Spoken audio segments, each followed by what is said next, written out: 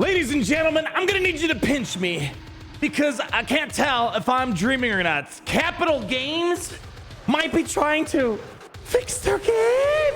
Impossible. We got 3 things for our little midweek Galaxy of Heroes session. So come on in, come on in, come on in. Some data miners pulled out some new tool that's gonna be able to track some of the stupid feats that you just have to guess unless you have the latest tactical scanners that I got. We also have some interesting things regarding Crosshair and some other little funny characters that have been hiding in the data mines. They got a bit of an update.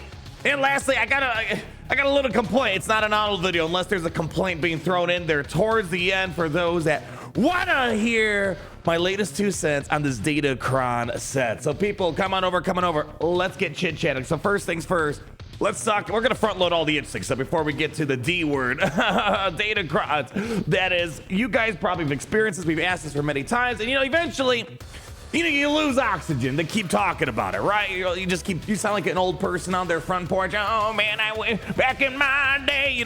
Listen. So at some point you lose steam, you stop talking about it. Regarding tracking stupid feeds like this current one with the Tatooine Sith Galactic Challenge, you got to move 400% turbo. Now you know how to do it, but oftentimes you do a battle and you think you did it, but you didn't do it. Or some other feats you might come across in Conquest, for example, that you kind of got to eyeball and hope you get it, but you don't know. But the data miners pulled up something a little mucho interesante, if you ask me. So let me go ahead and show you guys what we got cooking for all you good looking. So if you come on over here inside of the SWGoH event server, what are the data miners? Found a little intel here where apparently, if their data mines are correct, we are getting some new battle info tool. In the future, this will show units, stats, and so on. And just the other day, we were talking about the new Night Trooper and how the offense is going to ramp up crazy. The Datacron, it's kind of hard to quantify it while you're in battle. Well, apparently, we might be able to see that Night Trooper has 500 million physical offense or something. But furthermore, if they are correct, these battle info tools will also show your stats relevant to feat. So here's what it looks like. Now, I know my way around computers. I can build computers, but I don't know how the heck they find this stuff. That's a whole different level of computer intel, I think, that I just haven't had possessed. I trust Gary with that, but then again, I trust him, but he still suck anyways. Yeah, anyways, let's not get into it. But as you can see, there's a little tab here, UI Battle Info Tool 2.0. Now some of this stuff looks kind of familiar. You got your pause timer, you got your maximize button, which I believe is like, when you collapse, uncollapse, the status effects that are on your character. But as you start going down, you open up this bit 2.0 view. You start coming across some interesting stuff, especially when you come down here where you see there's a shield panel, a stats panel, some sort of blackboard panel, active effect panel, which I'm guessing might be like the current actual stats effects on your character. But I'm guessing the thing that was interesting to the data miner was this stat panel thing here.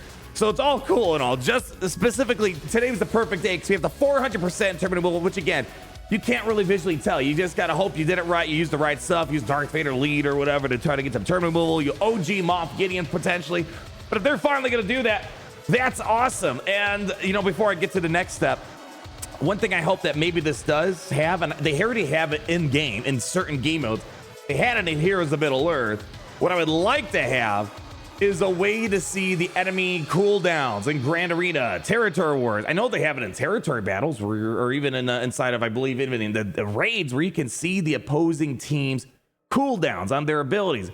We don't have that when we were in Grand Arena, and sometimes, you might want to do like a buff spread, like a Grandmaster Yoda's buff spread. Like, is this guy going to get a turn? He's going to do a buff dispel, and then he does the buff dispel. So sometimes, you lose track of all that. So I'm hoping that maybe if we're getting this advanced battle info tool here in the foreseeable future, we get what they had in Heroes Middle Earth, and even in this game and other various game modes where it shows you the enemy cooldowns on their abilities. So again, I think that should be an easy thing to do since they already have it in things like the raids and territory battles here.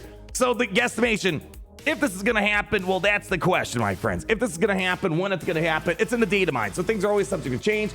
Some things don't come up, as we're going to talk about here in a moment. But apparently the next update should be about July 17th. So exactly 1 week from today, the next update will come. Maybe they'll announce the next character, the next kit reveal for Galactic Legend Ahsoka Tano. We have a lot of characters that they got planned out for Balin, for Ahsoka's, for the Night Sisters. So It's going to be probably a couple months busy with a lot of characters. So stay tuned. Maybe next week we'll get something like that. But who knows? If they're seeing it in data mines now, that means it could be coming right around the corner. Yeah, well, speaking of data mines, as we say, data mines, they're usually on point, but you got to leave that little room for error, subject to change. Things sometimes are shown, but never happen. And I want to talk about this. Now, if you guys remember, a couple years ago, December 2022, man, funny how time flies. Right before Rise of the Empires was turned on for the first time, we had a pretty big data mine, which showed a lot of characters we did not have in game. For example, Crosshair was in there. We also had things like Galen Urso. We also had things like the Purge Trooper.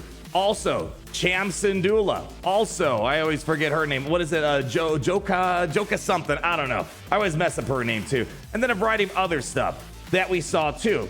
And also these folks here and a bunch of other stuff. Well, in hindsight, the data mines were correct, I suppose. A majority of that stuff was found, but it was more for the NPCs inside of the territory battle experience. I found this to be kind of interesting. We had the new art update, right? So pretty much every single portrait, I'd say 90% of portraits, had a bit of an art change. And with this update that happened, they decided to update these. And some of them, which aren't even in territory battles, like the territory battle one's fine. It makes sense. But even the ones that haven't even made an appearance in the game at all, got a bit of a facelift. So it makes you wonder, if they're even keeping the unreleased stuff kind of up to date.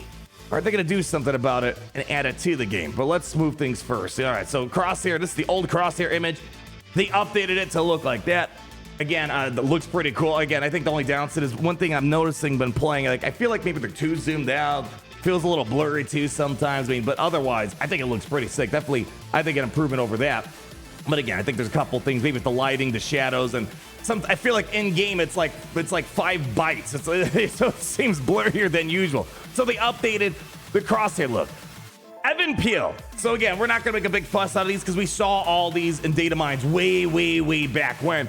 But again, they updated some of the artwork. We have Evan Peel being added to the new portrait style that they're going for. Again, going for the more of the live action look, whereas before it was more of the cartoony look or whatever.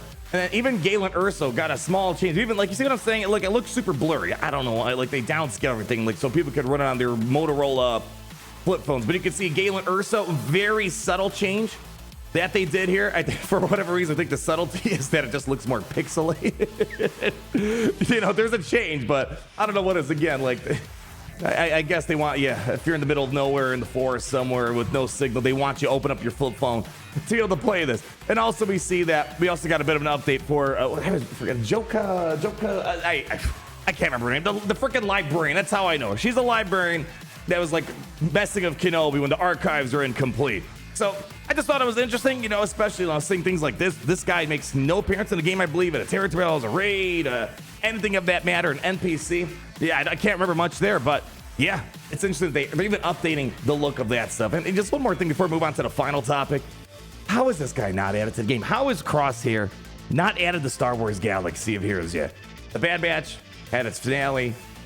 Moving on to something else. Maybe they're not going to do anything. They're going to live happily ever after. But it blows my mind that they didn't have a Crosshair to kind of commemorate the finale. We've seen Crosshair for quite a few years, so it's not like he's a fresh off the press character. Maybe they didn't want to make a character not knowing where his ultimate story is going to go, but I don't know. They're really disappointed that, we have all this Bad Batch stuff and they didn't capitalize that by adding a Cross, which is what a lot of people wanted. Maybe their fear was that they added Crosshair, Omega would get kicked out, and what do you do with Omega at that point? So who knows? But it would be nice seeing Crosshair maybe give Bad Batch a little bit of a facelift, because they're not the greatest, they're not the worst, but they could use a little bit of love. But they do get a little bit of love right now with their Datacrons, and I want to talk about that next. So let's go hop on over to the game and talk about the last thing that's kind of on my nerves a little bit. I want to talk about these new Datacron sets. Now, as you guys know, with this new Datacron set, things are a little bit interesting where there's a lot more variety going on because there's no light side, or there's no specific factions for these level 6. It's for support characters, for attackers, for tanks, and for healers, which really opens up the nozzle on some of the theory crafting potential for this game, which is, again, Datacrons, people always misconstrue my opinion. There's 3 or 4 elements of the Datacrons. I like one of them. I like that they make, they make interesting theory crafting things. I just dislike the other elements when it comes to the RNG, the farming, the dismantling, and all that other stuff. But I do like this. However, I want to just put this out there for a second. As you see, I picked up Wat Tambor, which I think is going to be one of the better ones. When another ally is defeated, Wat Tambor takes a bonus turn to cooldown to reset. I'm guessing that's probably going to help out Admiral Trench. Who knows? Maybe a couple other things out there. But the thing that annoys me is that this level 3 got exponentially way more complicated. And this set is already complicated because it's such a wide pool that you have to get these Datacrons for. Whereas before, you just needed like one for, let's just say, for example, you just needed one, Galactic Republic one. Okay, maybe you need one Separatist one. Now, because of all the tags, it just opened up tremendously. But the thing that annoys me, well, the level 3 is not going to match the level 9. And if I want to get the level 3 fixed, here's the problem. Before, if you had maxed it out and you locked it on a specific character or a specific faction, it's going to only guarantee you light side or the dark side level 3s. Well, now the problem is now that it's just in general, instead of having, let's say, a 1 in 5 chance to get what I want, now it's a 1 in 10 chance. So instead of a 20% chance, now I have a 10% chance of getting what I want. Because, obviously what I really want, because I plan on probably using this with Admiral Trench most likely, I want to get the one where, you want to get the turn meter. Use a special ability, they gain 15% turn meter. Because I'm telling you this, last time I checked, Trench, he ain't no light side character. Also, it's kind of funny. Hold on, they flipped the effects. The icon, that's the dark side icon, that's the light side icon. So, okay, I guess it says light side character. But anyways, I digress. Mild issue, right? Mild issue. Let's focus on the topic here. I want to try to get the Admiral Trench one with the special turn meter, all that fun stuff. Roll it. And hey, I actually got it. See, that's what you got to do. You got to go ahead and just do it on video, on stream. You got the increased luck. But nonetheless, I feel like I got lucky because as you see, they're mixing some of the light side options, some of the dark side options, and luckily I got my 1 in 10 chance to get what I want. All right, so we're going to lock that in. But again, there are good things about Datacrons and there's bad things. I feel like right now with the way they're doing it, there's like this indirect, or maybe it could be direct, negative thing that came out of it where the level 3 feels like it got a lot harder to get what you want, but we're not going to get going because then you could say, oh, this is hard to get the exact thing you want. Oh, that's the hard thing to get exactly what you want. So yeah, there's going to be a lot of interesting things going up this Datacron set. I think the one thing that really annoys me, so they got rid of the last set. I had about the same. I usually get about the same amount of Datacrons every set. I usually get about that many max level 9 just going through Conquest, Shard Shop, all that, or whatever, the Datacron store, or whatever. I think the thing that really annoys me the most, after they dismantled it, I only get 1.5. Only get 1.5 Datacrons out of it. Isn't that hilarious? But that's always been one of my criticisms of this particular Datacron set. Anyways, people, I just want to leave it right there. I thought at the very minimum, seeing that battle info tool might be a welcome sight for a lot of you guys out there. I know for me it is. There's just so many feats. I'm like sitting there and it's like, oh gosh, I got to do it again. I thought I did it. I thought I spread foresight 500 trillion times. I thought I did the turn meter 10 trillion bajillion times. Nope. But let's see. Hopefully, maybe that next update, July 17th, we'll see some of that stuff. And again, I don't know what to tell you about the Evan PL, the crosshair thing, except that they're updating it, but they're not giving it to us. But you know what I'm going to give you? I'm going to say, give you a little bit of love for giving me the love. Thank you for being here. Leave that like, comment down below, subscribe so you're not missing a thing. And I'll catch you next time because, well, it's great to be in the Empire today. Oh, it's great to be in the Empire today. The sun never sets.